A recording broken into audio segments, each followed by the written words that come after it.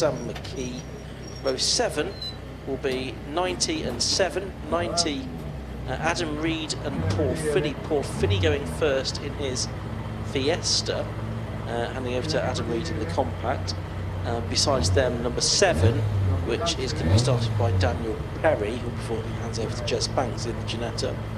Then row 8, 116 and 68, 116 Matthew Morgan, 68 John Dundee. Row 9, 64 and 3, 64 Adam Chafer and 3 Ben McCauley. Row 10, 104 and 32, 104 Mark Purcell and 32 Mike Rayner. Row 11, 86 and 22, 86 Andy Anderson and 22 Chris Fantana. And on the 12th row, number 28, Andy Baker.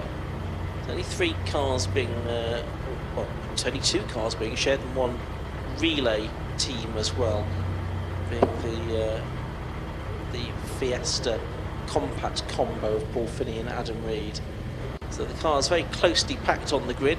Is the Fiesta there? It's because it retired from the previous race. It did, but it is there. Good. So that's lined up on row 7 of the grid. I'm just looking, I think the grid is complete as I gave it to you, with the exception of, I can't see the Mike Rayner Lotus Elise, I don't think.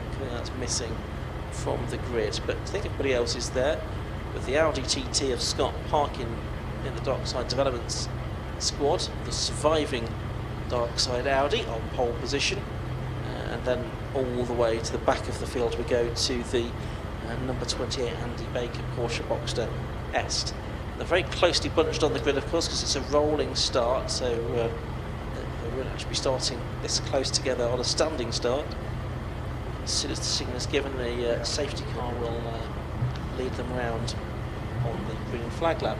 This is just a series of races rather than a championship, so you do tend to have drivers coming and going, and it is so far this season 2 wins for Scott Parkin at Croft and at Silverstone, and Chris Byallen at Snetterton. Green flag waves to get the wheel back underway. What he could do Scott Parkin finally does get underway, and the rest of the cars follow off on the green flag lap. Yes, so Chris Byallen won at Snetterton. Class wins have gone to Mark Burton, Lou Wood and John Monday in Class B, Samuel Dennis, Ben McCauley in Class C, and the Adcox, Chris Fantana and Matthew Footman in Class C. And for this race there is a pit stop in the middle part of it, between 15 and 30 minutes into the race. It's a mandatory 60-second minimum pit stop. There's a 50-kilometre speed limit as well, with just anyone bound to be speeding. Cars have to pull in at a 45-degree angle and be pushed back out by team members before rejoining the race. If you don't do that, that could also be a 1-minute stop-and-go penalty. And some drivers have a bit longer to stop as well, and that's been some success in previous races. So, for example, Scott Parkin, he is going to have to be stationary for 80 seconds altogether, a 20-second penalty for him.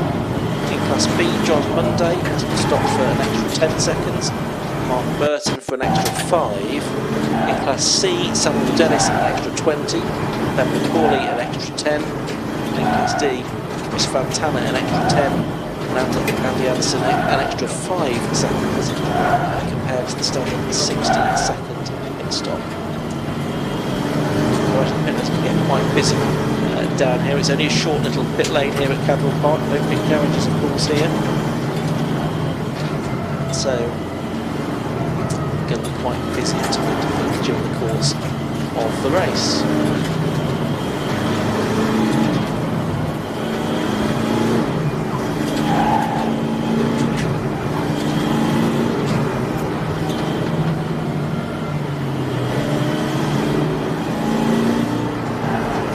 Kylie, I can see, is down in the pit lane, which is a bit of a concern, because of course he has only just completed the previous race in the sports specials.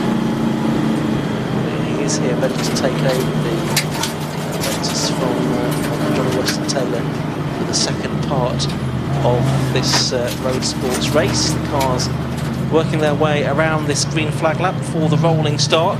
45 minutes on the TSL timing screen to my left.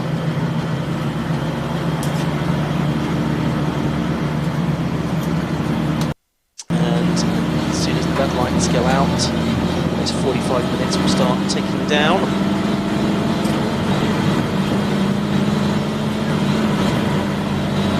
Here's the safety car. It pulls into the pit lane. The two ranks of cars behind it, headed by Scott Parkin, head up to the lights. The red lights are on, they go out now, and the race gets underway. It's a bit scrabbly further back. It's a good start by the Cupra TCR of Greg Saunders. He's up to 4th place, but it looks like the Civic around the outside at Coppice Corner of Bailey is going to take the lead of the race. So Morgan Bailey takes the lead of the race at Coppice Corner. Yep, it's Bailey in the Civic, from Parkin, from Weston Taylor in the Lotus, then it's Saunders, then it's Hinson, then it's Burton, then it is the number 12 BMW Z Coupe. They all get safely through, back through the back. Porsche lurks, trying to have a go at the MX-5.